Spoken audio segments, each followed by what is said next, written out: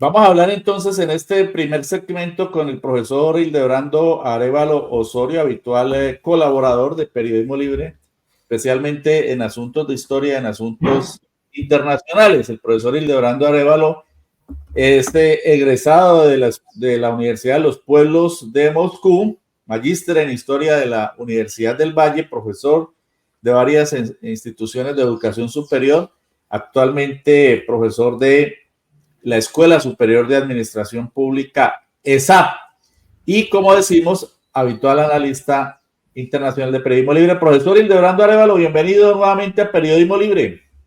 Muy buenos días, Luis Alfonso. Muy contento de estar contigo en este día que cumplimos 100 programas de Periodismo Libre.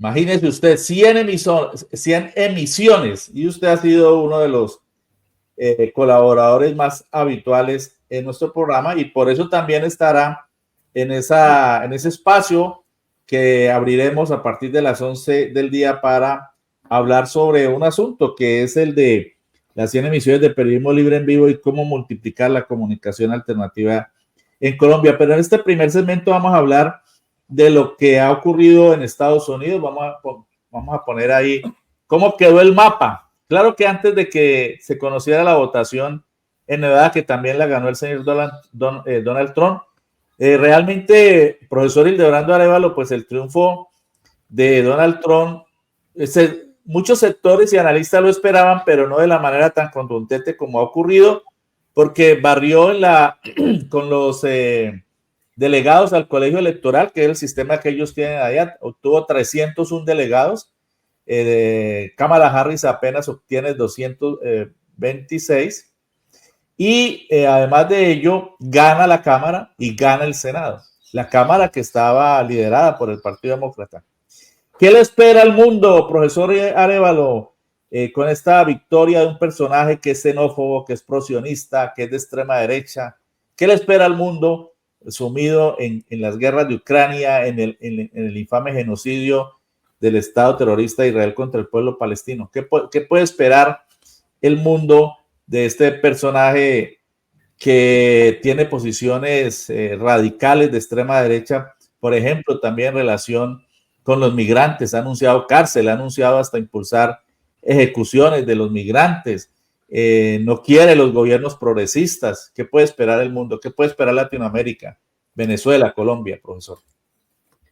Bueno, una pregunta bastante amplia, Luis Alfonso. Comencemos por decir que hay necesariamente que analizar el impacto del triunfo de Trump.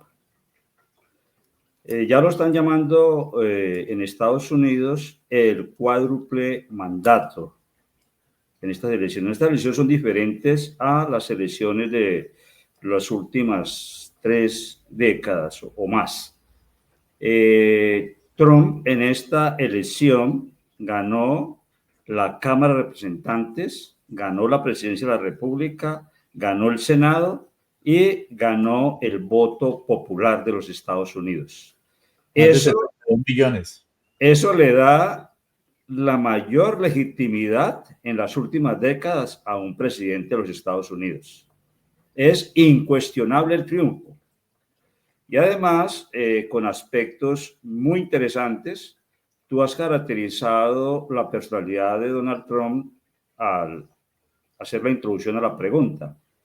Pero Trump, en este momento, recoge todos los sentires populares y la descontinuidad contra el desastroso mandato que a nivel nacional e internacional desarrolló el presidente Joe Biden y cuyos desastrosos resultados los refleja el comportamiento de Kamala Harris en la votación. Habría que seguir indagando, pero parece que a nivel de votación, es decir, incluso en los pocos estados que Trump perdió las elecciones, Trump, donde perdió, sin embargo, mejoró los votos que había hace 4 años obtenido Biden. Es decir, Kamala perdió en todo sentido. Y esto pues eleva el triunfo de Trump. Hay que sigo un poquitito en lo nacional. Los sectores latinos que fueron tan perseguidos y usados como la bandera de la xenofobia, los sectores latinos votaron por Donald Trump, aumentaron la votación. También, primera vez que se obtienen, se está acercando al 48, 49% la votación del voto latino, que siempre había sido, todavía lo mantiene un poco el Partido Demócrata, pero ese dato es interesante. Igual lo que pasó con los trabajadores, pero especialmente los trabajadores afros, los afroamericanos, los afronorteamericanos votaron por Trump. De tal manera que a nivel nacional todavía hay sectores que ubican a los partidos demócrata y republicano como la izquierda, o al menos una izquierda liberal, y la derecha. Pues bien, en este momento el voto popular está a favor de Trump, de la derecha, y el comportamiento internacional, y conectamos ahora sí con la esencia de tu pregunta, ¿qué va a suceder? ¿Qué repercusiones va a tener el triunfo de Trump? Digamos que también acá es interesantísimo, porque Trump gana las elecciones en un momento donde el principal conflicto que hay en el mundo es el enfrentamiento de Estados Unidos y la OTAN, es decir, 34 de las principales potencias del capitalismo hegemónico mundial en crisis, entran en un momento en que están perdiendo la guerra frente a Rusia. El otro conflicto determinante en el mundo es el del Medio Oriente, y también los cálculos de la victoria en un mes. Ya pasó el mes que se abrió Israel en 7 frentes en el Medio Oriente. En los 7 frentes le está yendo bastante mal. Los medios de comunicación del Partido de Dios de Hezbollah anunciaban el día de ayer el 44 tanque Merkava, el tanque, según los medios de comunicación occidentales, el tanque más poderoso de combate.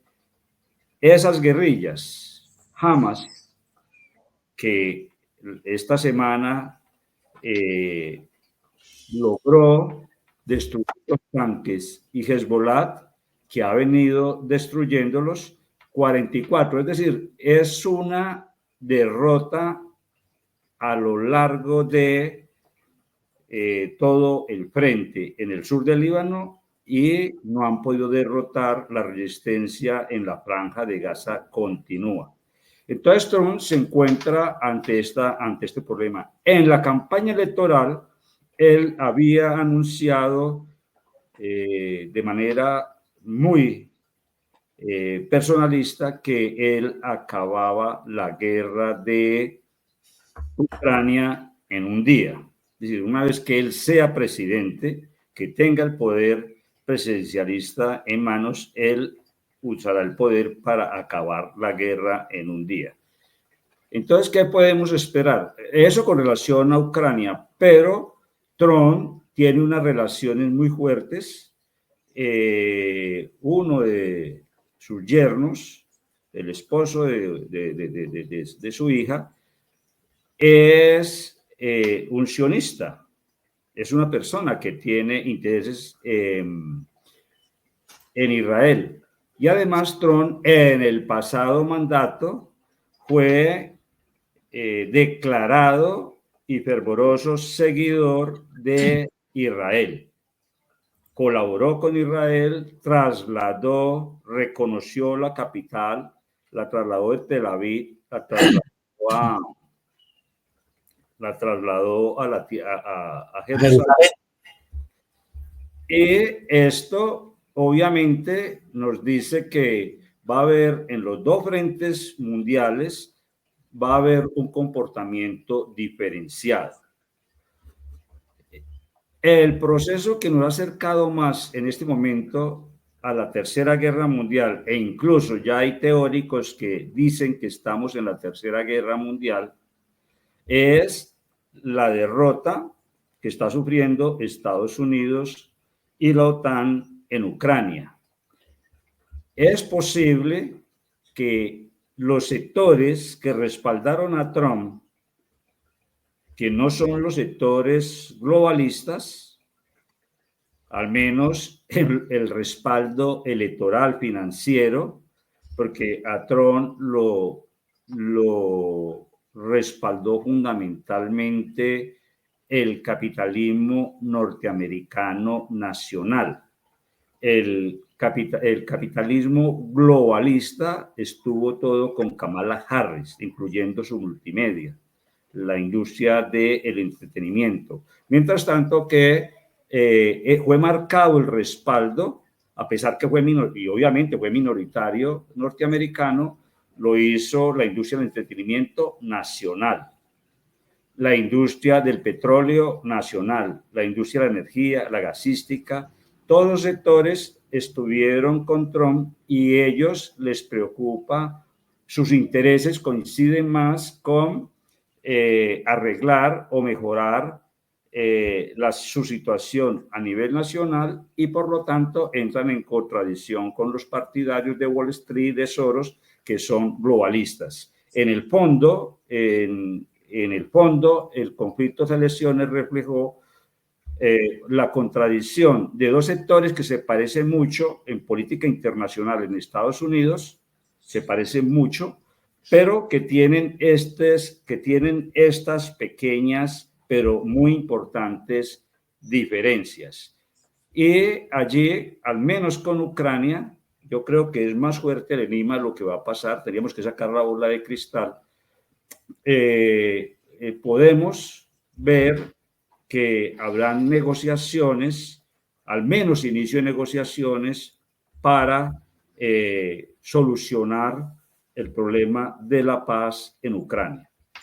El presidente Gustavo Petro ha dicho que el pueblo estadounidense ha hablado y se le respeta. Felicitaciones a Trump por su triunfo, dice el presidente. El diálogo norte-sur sigue vigente y la realidad del colapso climático hará que gire alrededor de su solución. La única manera de sellar las fronteras es con la prosperidad de los pueblos del sur y el fin de los bloqueos, continúa diciendo en reciente trino el presidente Gustavo Petro, y apostilla: la posibilidad progresista en Estados Unidos no podía aplaudir el genocidio de Gaza. Es decir, este último párrafo nos está diciendo que, de acuerdo con el presidente, que ubica, al parecer, es lo que yo intuyo, a Biden y al Partido Demócrata en el progresismo, fracasó porque apoyó el genocidio en Gaza. ¿Qué opina usted de esta posición del presidente Gustavo Petro, que ha dicho que apoyará a Trump en todo lo que tenga que ver con acabar las guerras? ¿Qué opina usted de esta posición del presidente Petro y le podemos creer al imperio? En realidad, mi posición personal es que todos estos señores que llegan a la presidencia de Estados Unidos son simplemente capataces del imperio, administradores del imperio. Y ellos harán, sobre todo en política internacional, política imperialista. Lo han hecho a lo largo de toda la historia, usted y yo lo sabemos, y no podemos confiar en ningún capataz del imperio. ¿Qué opina usted, profesor Hildebrando Arevalo? Bien, acá hay que tener matices con relación a la política internacional de Trump. Si bien es cierto, los dos partidos a nivel internacional representan un hegemón en crisis, hay que prestarle atención a los matices. No es un matiz, no es un elemento minoritario que a Trump lo hayan acompañado, especialmente en Wisconsin, el estado donde la mayoría fundamental es la mayoría de las minorías, es la minoría musulmana, y esa minoría le dio el voto a Trump. Todo eso entra en el análisis. Entendible, porque Biden soportó, amamantó el genocidio. Eso es entendible. Entonces, y además, pero también, para siguiendo teniendo en cuenta los matices, porque no todo es igual en las élites dominantes. Sí. El mandato popular, que ahí coincidimos con Petro. El pueblo norteamericano habló. Los globalistas, Wall Street, BlackRock, es decir, la industria de la guerra, la industria de las finanzas, la industria enemiga de las soberanías nacionales, sufrió un rechazo a nivel del pueblo norteamericano. Y yo creo que el pueblo norteamericano también entiende, también hay sectores pensantes, y todos esos sectores con diferentes tipos de miradas coincidieron en condenar el globalismo guerrerista. Por lo tanto, como le digo, las élites nacionales van a entrar a jugar. Recordemos que Trump no inició guerras, mantuvo los conflictos internacionales, pero en su primer mandato no mantuvo guerras. Y creo que están interesados en estos sectores nacionales, están interesados en dejar de enviar cantidad de dineros, especialmente a Ucrania. Recordemos que la prensa mundial habló de las inundaciones, la Dana, los deslaves que ocurrieron en Valencia, España, pero no hablaron de la catástrofe que hubo en Carolina del Norte. Y en Carolina del Norte, las grandes inundaciones, se encontraron, los mandatarios del Estado se encontraron que no hay recursos para atender la tragedia estatal, nacional, en ese estado, digamos estatal, en Carolina del Norte. Entonces, eso también incidió en este resultado. Zelensky viaja constantemente a solicitar la limosna para su enriquecimiento personal y para seguir y para continuar el genocidio en Ucrania, pero y se lleva cantidad de dinero. Ahorita Biden anunció, después del triunfo de Trump, que ese fondo de ayuda a Ucrania, los últimos 60.000 millones, los van a invertir, van a apoyar a Ucrania. Y los norteamericanos, los habitantes de Carolina, no tienen dinero para afrontar la tragedia. Entonces, los sectores políticos, el nacionalismo, va a ser un apoyo muy fuerte de Trump. Por eso yo manejaría matices. Creo que, y el vicepresidente Vance es mucho más antiucraniano. Él ha sido radical o fue radical en toda la campaña en contra de apoyar a Zelensky y apoyar la guerra en Ucrania. Por lo tanto, yo creo que vamos a tener que manejar muy bien, vamos a tener que manejar muy bien el análisis, porque hay posibilidades de al menos iniciar negociaciones con Rusia. Rusia ha sido muy cuidadosa. Rusia se demoró 2 días para que el presidente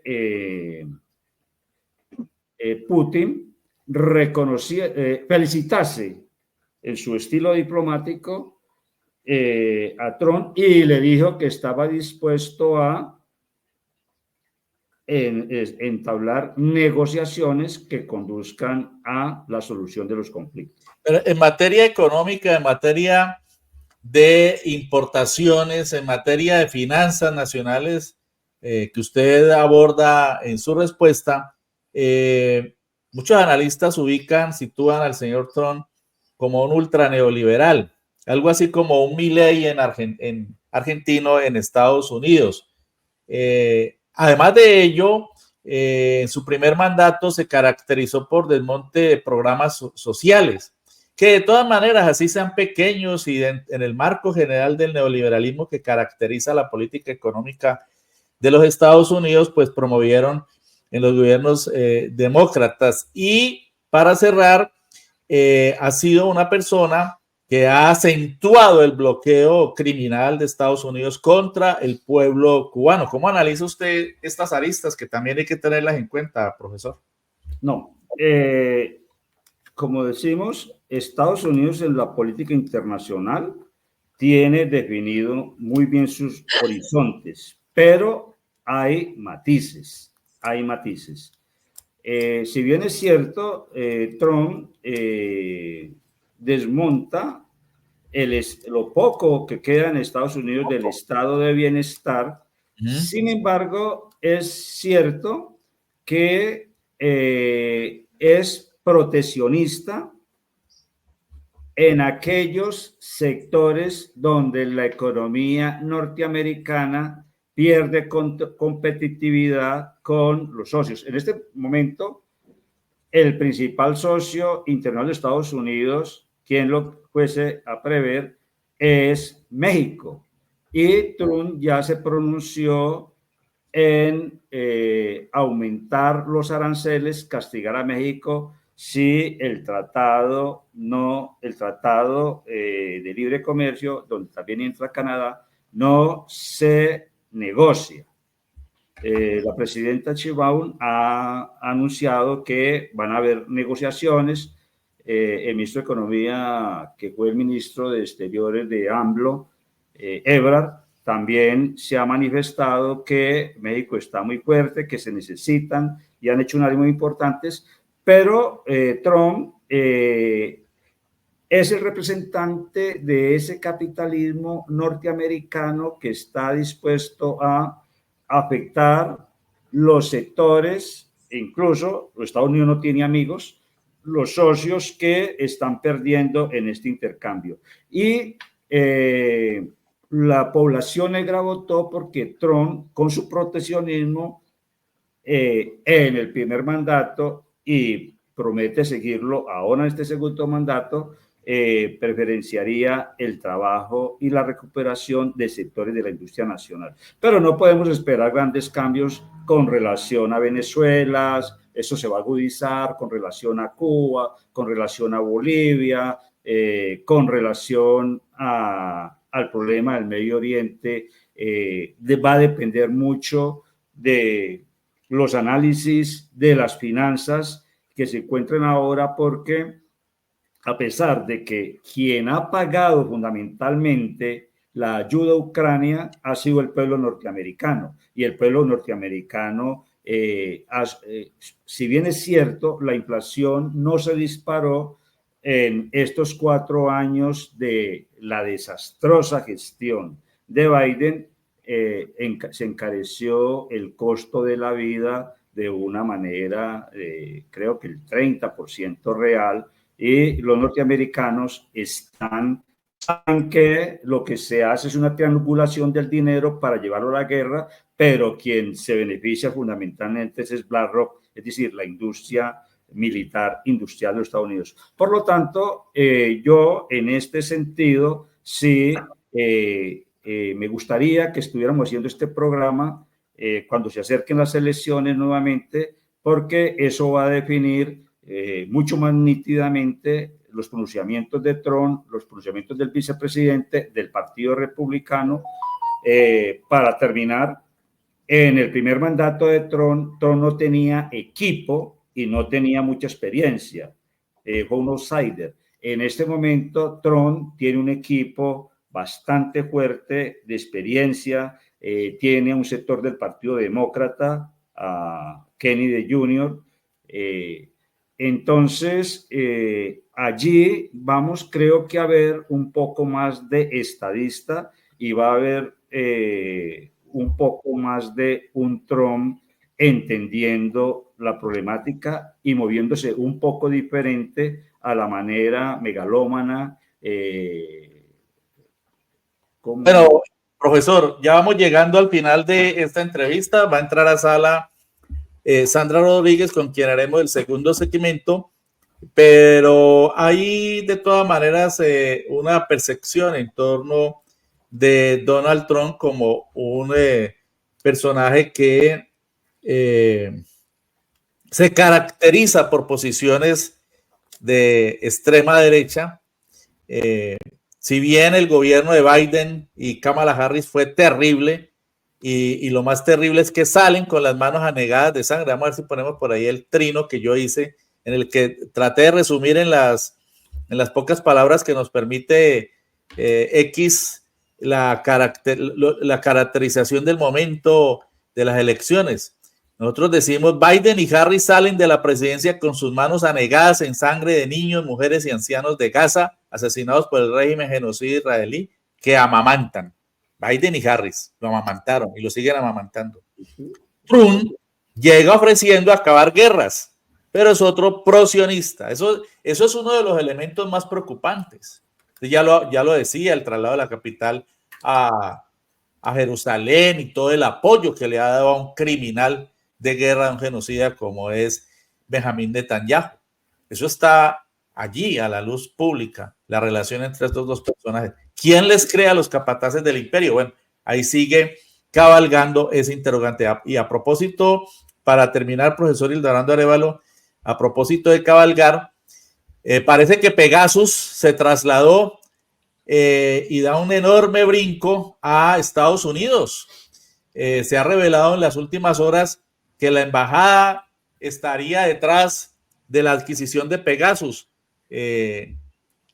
¿Por qué aparece precisamente en este momento? ¿Qué teme el embajador gringo y qué pactos pueden haber entre Iván Duque, el exfiscal Barbosa, el director de la Policía General Jorge Luis Vargas, que ahorita sale esta revelación que todos los medios de comunicación negaron, ¿no? Negaban que existía Pegasus y que eso era otra locura del presidente. Pues aquí está quedando demostrado, pero lo más grave es la demostración, es el reconocimiento de la intromisión en los asuntos internos por parte de una potencia extranjera de Estados Unidos, haciendo espionaje, y no solamente, como dicen ellos, supuestamente para seguir a los narcos, sino para infiltrar y seguir y espiar a la que era oposición antes del gobierno Petro, es decir, en el gobierno Duque, para infiltrar a la izquierda, para infiltrar a los que eran opositores al señor